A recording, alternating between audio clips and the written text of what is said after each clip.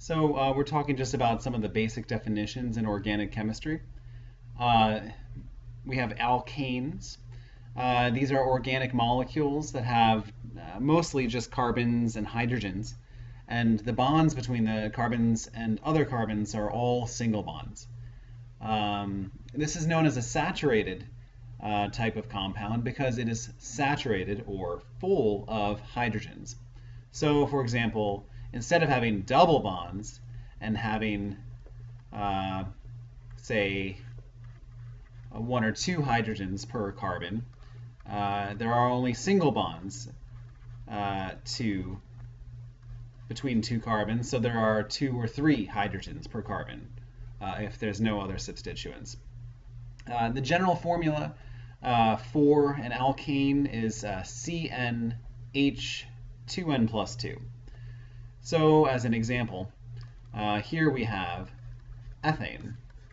That is, its formula is C2H6. So there are two carbons, and then to find the number of hydrogens for this alkane, take that 2 and double it. So 4, and then add an additional 2. So you get 6 hydrogens per carbon.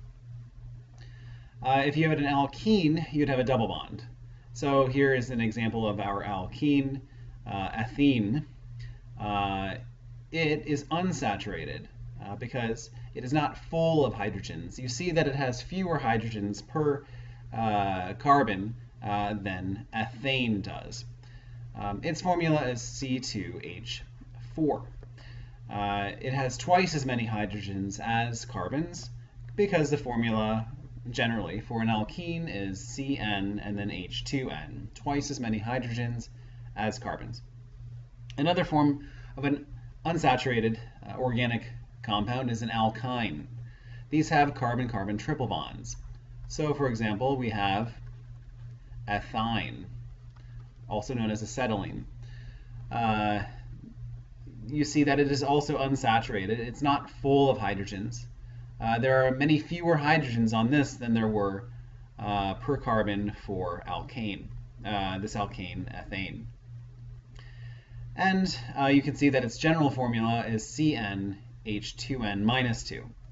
So let's say you have two carbons, then you'd have 2 times 2, 4 hydrogens, except then you need to remove 2 of them, so it's just down to 2. What if you had C3? Then it would be H4. Okay, so we have some different alkanes. Methane, it's CH4. So you'll just need to kind of memorize a lot of these things. Ethane has 2 carbons on it. So methane has 1 carbon, ethane has 2 carbons, then propane 3, butane 4, pentane 5, hexane 6, heptane 7. We'll see also soon that there are some certain functional groups on compounds that are related to those names. Some of those functional groups. We talked about methane. That was when we had a carbon with just enough hydrogens on it to saturate it.